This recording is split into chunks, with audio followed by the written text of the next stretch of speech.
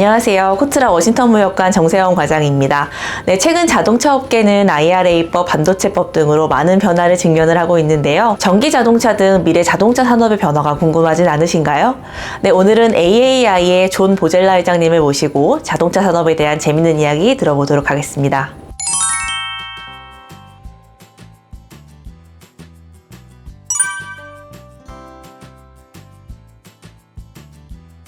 Well, we are in the midst of an incredible transformation in personal mobility. We're changing the way vehicles move. We're moving from gasoline-powered engines to EVs or electric transportation. But we're also seeing a transformation in automation and connectivity, more advanced safety features in vehicles that ultimately steer themselves and stop themselves.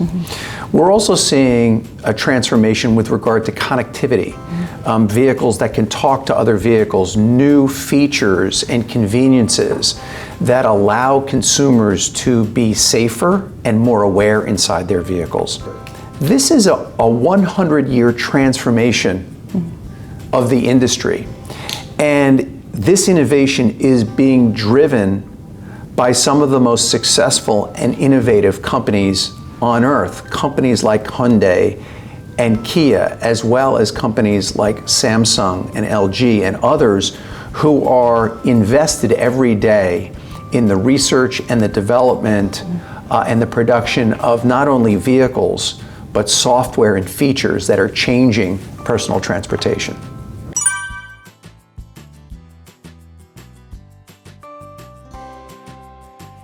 First, what I see in this transition from gasoline-powered vehicles to electric vehicles is a significant amount of investment and innovation by car companies and suppliers and battery manufacturers. If you look at just the US market, the US alone, there are 91 models in the marketplace. The challenges we face are not within the car. They're outside the car. So as we look at electric transportation, do we have sufficient EV charging infrastructure? Are there enough places for customers to conveniently charge their vehicles? We do research here in the United States about customer attitudes.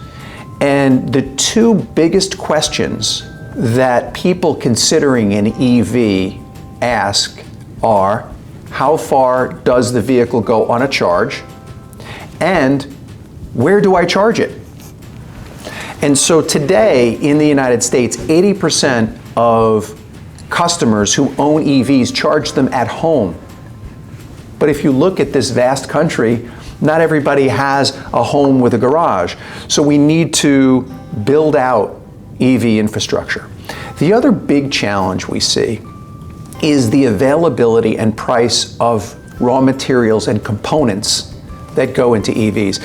This is especially true of critical minerals like lithium and nickel and things like that, right? Right now, most of the EV supply chain works its way through China. And that has raised concerns among US policymakers. And so one of the big questions here in the United States is, how do we develop partnerships with other allies and trading partners like Korea, for example, or in the EU to develop supply chains to support EV sales here in the United States? So those are two big challenges.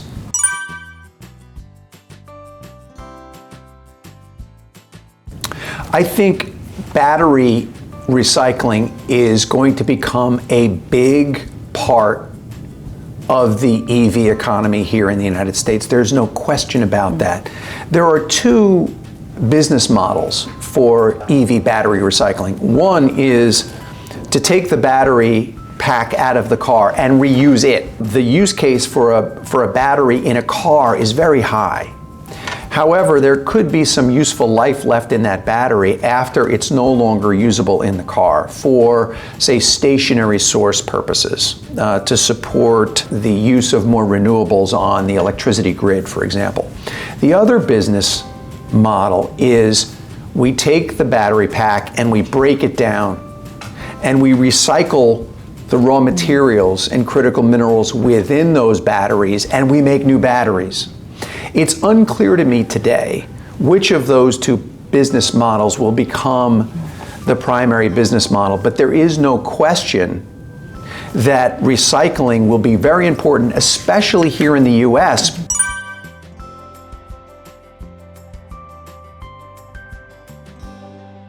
This is such an important question. This industry, the automotive industry, has been for quite some time a just-in-time industry. And I've been in plants like the Kia plant in West Point, Georgia. And you can see big components come to the plant and arrive right at the point of fit as a new Kia Telluride is being built. That has been our model for a long time now. What the pandemic has taught us is that that model is being challenged. We certainly saw it with regard to semiconductors.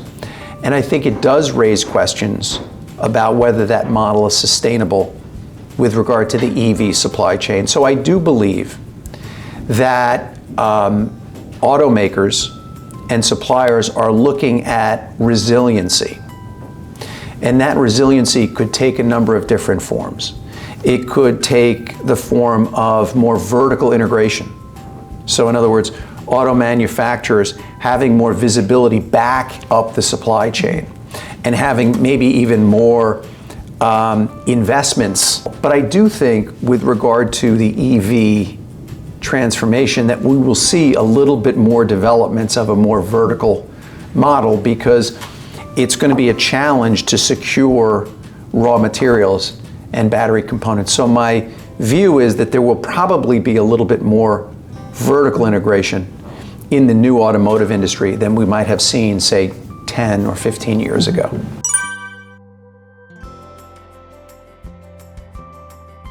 There are a number of steps we need to take to address these barriers.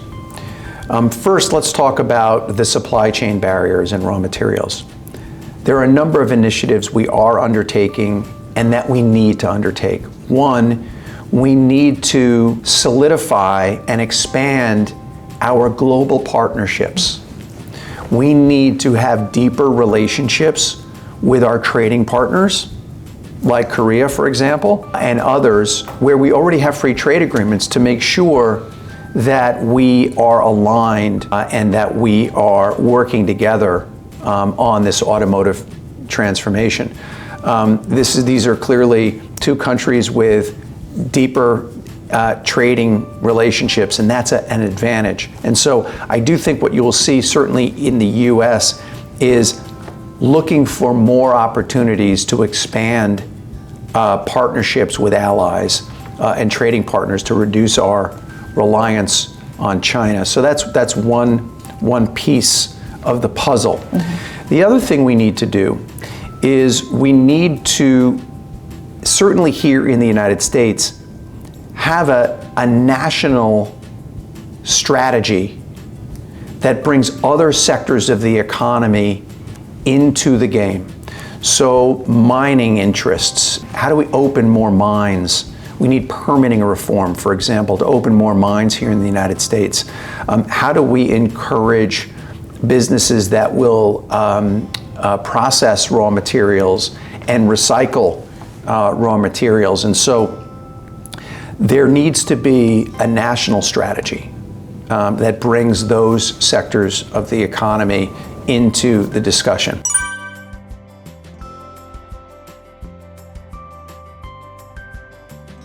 The Inflation Reduction Act, certainly as it relates to the automotive provisions, had two policy objectives. Mm-hmm. One is to encourage investments in technology to reduce climate emissions. But the other policy objective was to reduce our reliance on China. Decoupling is a big word. I think that there is already some decoupling that is happening in the automotive industry, even related to components that go into conventional vehicles today. What does it mean more broadly and more geopolitically? I will leave that up to the political leaders to decide, but I do think that there is going to be some shifting of investments, certainly for the US supply chain, away from China. And that does provide opportunities, as I said, for other trading partners.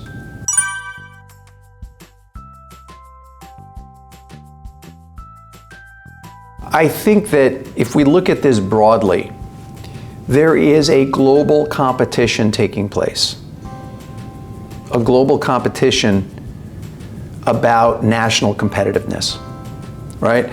And each major manufacturing sector in the world is trying to make decisions to ensure their own competitiveness. So US policymakers want to make sure that investments in this auto industry here in the United States continue to be viable and continue to happen. This is also true in the EU. This is also true in Korea. But I think that when you look at the enormity of the shift in electric vehicles, I do think we're going to get past some of these trading tensions, certainly among allied countries, and begin maybe a new phase of cooperation.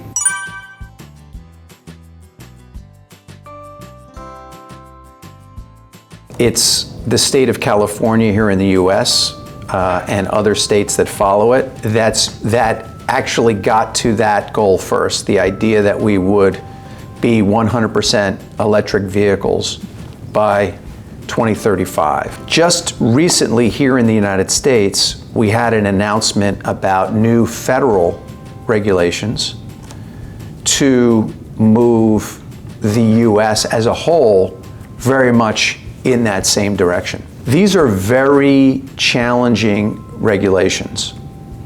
And they're challenging because their success depends on the availability of charging infrastructure. Their success depends on the availability and price of raw materials.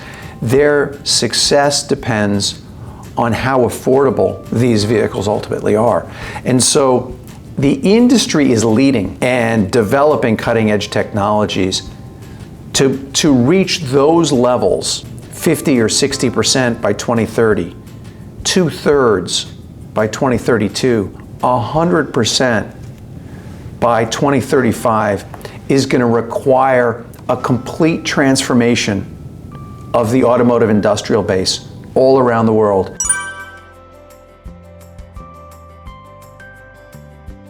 One certainly is in the development of batteries, the development, research and development on new chemistries, as well as the development of and the production of cells and modules and packs.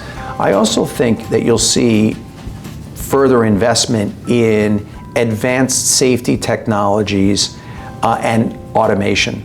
So this is sensing capabilities, cameras and radar and LiDAR, and vehicle to everything sensing capability. There'll be more investment in that space, both on the hardware side and the software side. And I also think you're going to see more applications of AI in the automotive space. And so those are three areas where I think you'll see more focus and more investment. The other thing I would mention, since a vehicle is a physical thing in a physical space, is that you'll see continued focus on materials, right? New materials to reduce weight, to increase safety, and reduce resistance to create more emissions. and create more safety. So those are some areas where I think you'll see more focus and more investment in the auto space.